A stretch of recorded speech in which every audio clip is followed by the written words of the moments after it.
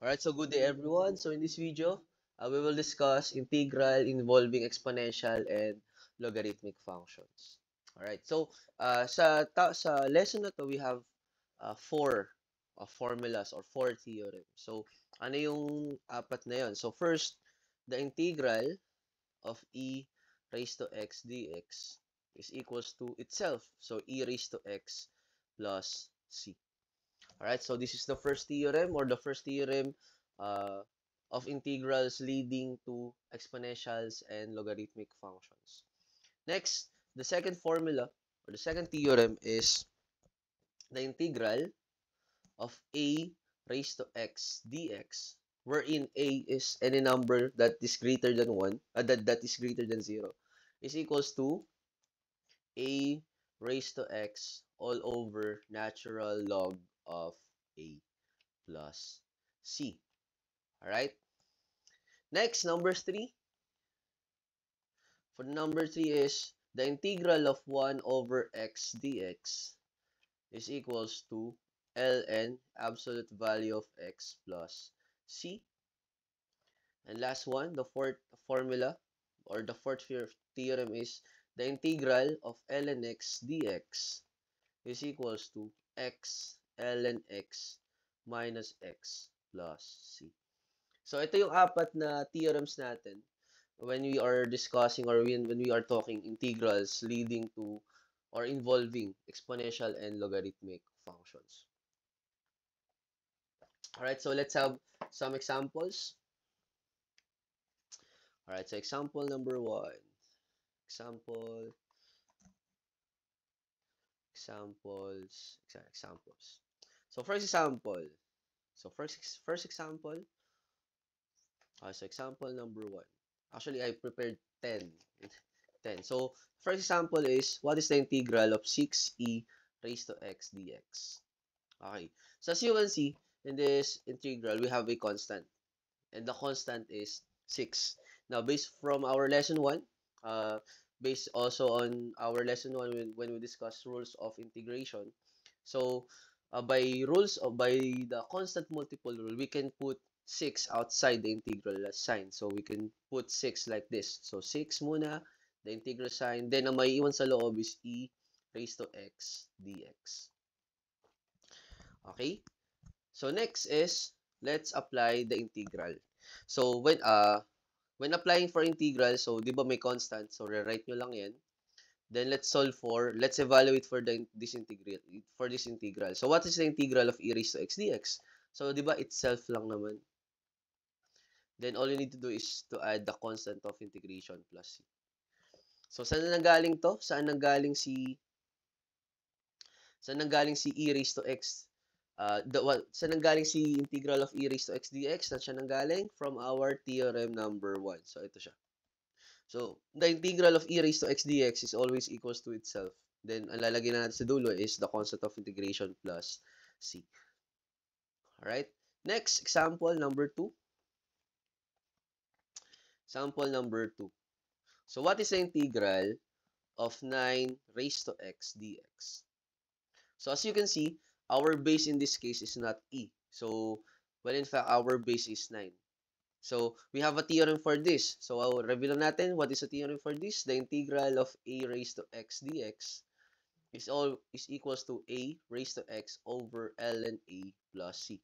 So, basically, all we need to do is, when we are solving for exponential functions wherein the base is not e, all we need to do is, first, rewrite the function over the natural logarithm of the base. So, gawin natin siya dito sa example natin. So, gawin natin siya dito sa example. So, basically, the integral of 9 raised to x dx, this is equals to, ano sabi? Rewrite the function. So, which is 9 raised to x all over the natural log of base, which is 9. So, ln 9. Then, add the constant of integration plus c. That's it. And this is the final answer. So, therefore, the integral of 9 raised to x dx is equals to 9 raised to x over ln a plus c. Alright, next, number 3. So, let's have number 3. Okay, so, what is the integral of negative 13x over x dx? So in this case, our base is our constant is negative 13, and based from the uh, the constant multiple rule, pwede natin ilabas si negative 13. So gawin natin. So ilabas natin si negative 13. Then ang may iwan sa loob is, since negative 13 lang naman yung nilabas natin at siya ay numerator. So kapag nilabas natin siya, ang may iwan na lang sa numerator is 1. Then over yung may iwan, which is x dx. Alright? And tandaan natin yung theorem number 3. So the integral, so ito note lang to So the integral of 1 over x dx, the integral of 1 over x dx is equals to ln absolute value of x plus c. So let's apply this theorem on our example. So basically, this is just equals to copy the constant first, which is negative 13. And what is the integral of 1 over x dx? So the integral of 1 over x dx is ln absolute value of x. Then don't forget the constant of integration plus c. Alright, so this is the third example. Then for the fourth example is, what is the integral of 4 ln x dx? So again, so as you can see, meron tayong constant.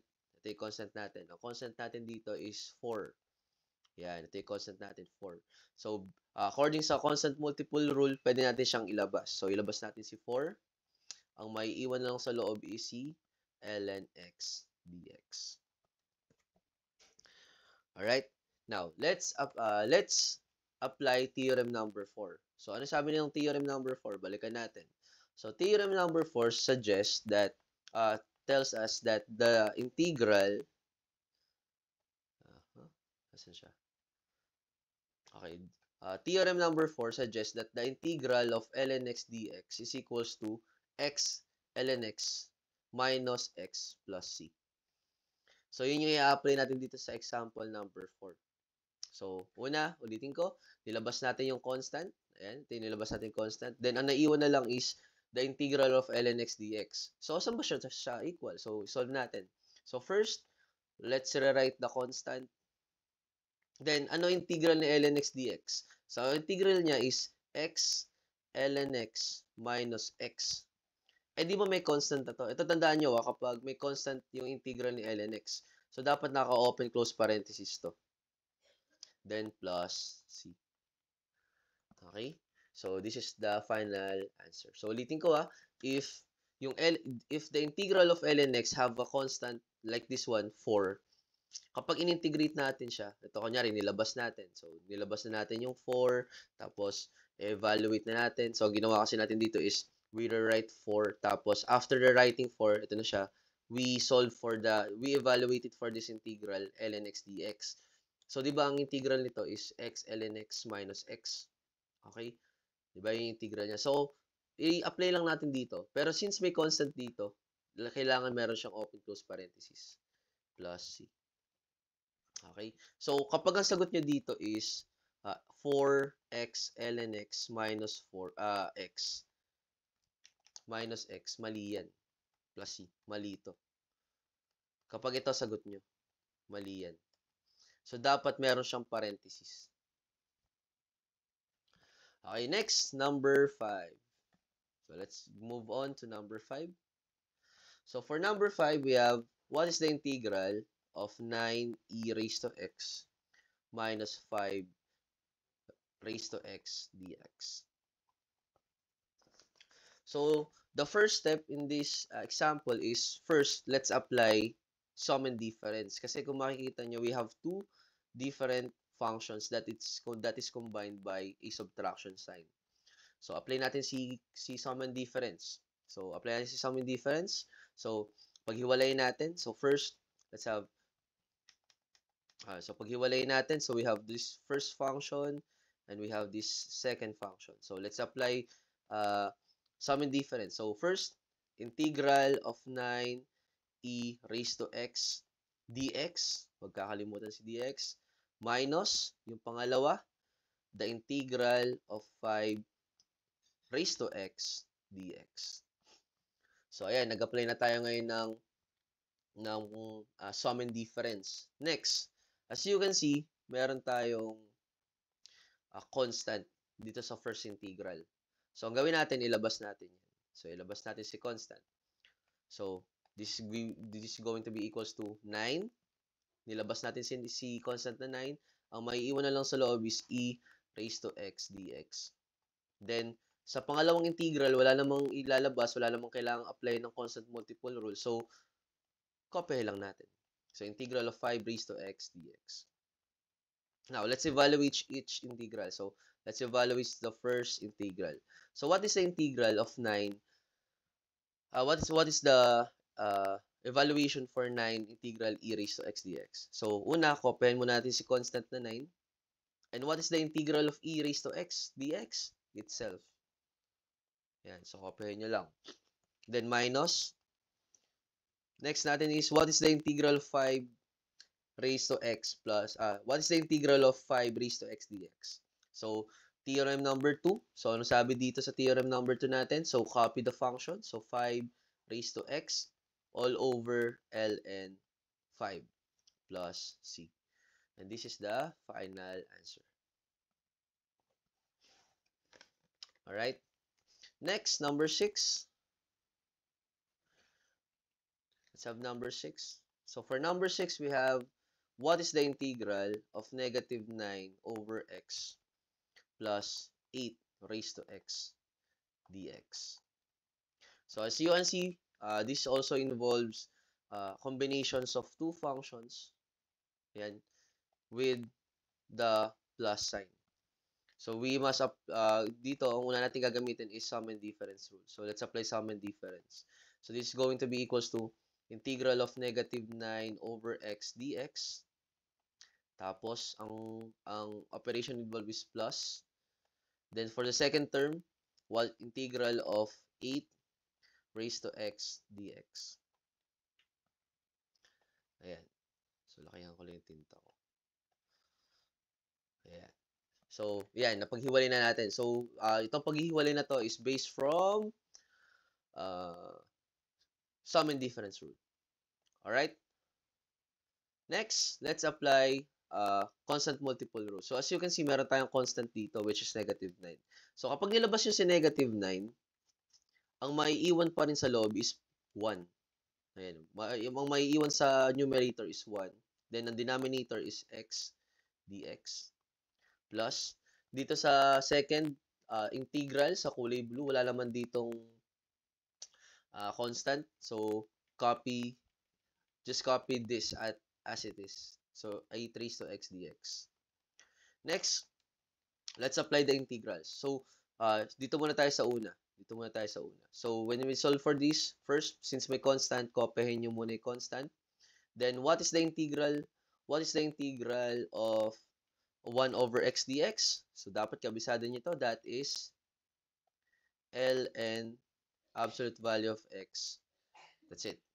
Plus, what is the integral of 8 raised to x? So, ano yung sabi natin kapag ang base natin is not e or any number that is greater than 0. So, all we need to do is copy this. So, 8 raised to x all over ln 8, wherein 8 is the base of the exponential function. Then, don't forget the constant of integration plus c. Okay, next, number 7. Okay, number 7. So, number 7, we have the integral of negative 6 ln x plus 12e raised to x dx. So, let's solve for this. So, first step is, let's apply sum and difference. So, kung mapapansin nyo, paulit-ulit lang yung procedure. So, if you want to be great at this topic, all you need to do is to do it on repeat. Ulit-ulit yun lang siyang gawin. To the point na kapag nakita niyo yung integral, alam niyo na kagad kung ano yung sagot. So, darating kayo sa ganung point na So, dahil paulit-ulit nyo na siyang ginawa, mata-mata lang, alam nyo na yung paano siya isosolve.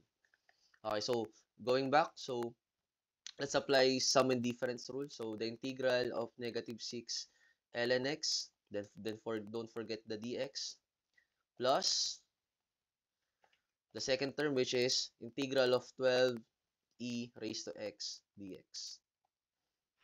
Alright? Next, after we apply sum and difference, let's apply constant multiple rule. Kasi as you can see, they're both integral, parehas silang merong constant.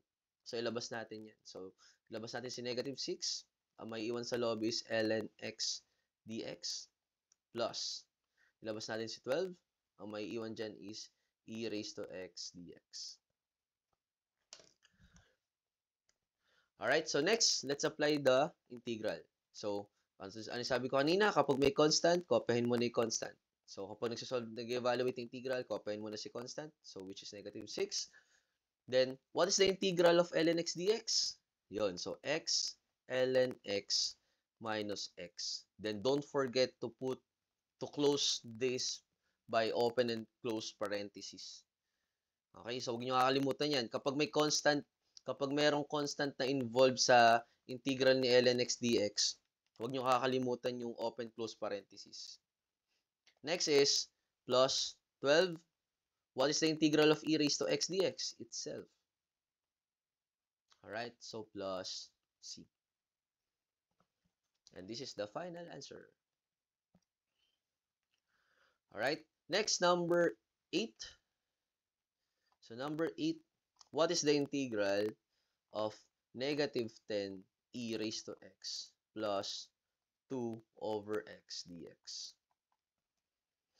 So, again, procedural, first step is let's apply sum and difference on these two different functions. So, paghiwalay natin sila. So, magiging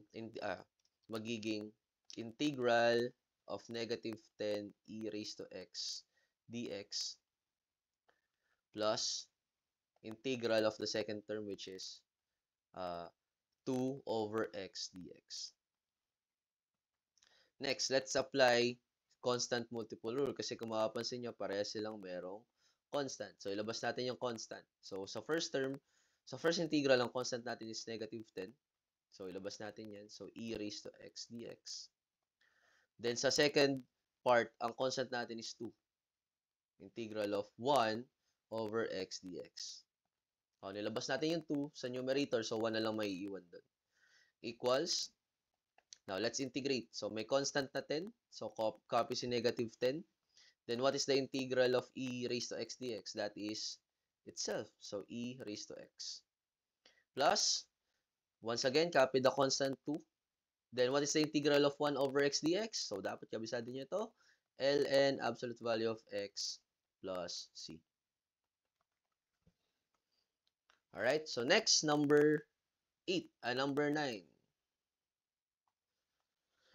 So, for number 9, what is the integral of 6 ln x minus 10 raised to x dx? So, same procedure. Paghiwalay natin dalawang functions. So, paulit-ulit lang siya kung napapansin nyo. So, paghiwalay natin, so, this is going to be equals to integral of 6 ln x dx minus the integral of the second term, which is 10 raised to x dx. Next, let's apply constant multiple rule on the first term kasi kung mapapansin nyo, merong constant na 6. So, labas natin si 6. Ang may iwan sa loob is ln x dx minus, walang constant na involved, so just copy the integral. So, minus 10 minus integral of 10 raised to x dx. Then, let's evaluate the integral. So, since may constant, copy the constant 6. Then, what is the integral of ln x dx? So, don't forget, x ln x minus x. Then, open close parentheses kasi merong constant na involved. Minus, what is the integral of 10 raised to x dx? That is 10 raised to x all over ln 10 plus c. Ayan. Okay. Okay, so for the last example, example number 10. So example 10. So what is the integral of 3 ln x minus 5 over x dx? So first step, paghiwalayin natin yung dalawang integrals. So, yung una nating integral is the integral of 3 ln x dx. Then minus, pangalawang integral is 5 over x dx. Next, let's apply constant multiple rule. So, meron dalawang constant, so ilabas natin. So, 3 integral of ln x dx minus ang constant sa pangalawang term is 5. So, may iwan sa numerator is 1 over x dx. Next, let's apply the integral. So, copy the constants first. Then, what is the integral of ln x dx? So, the integral of ln x dx is, once again, x ln x minus x. Ayan. So, dapat merong parenthesis kasi may constant na involved. Minus 5.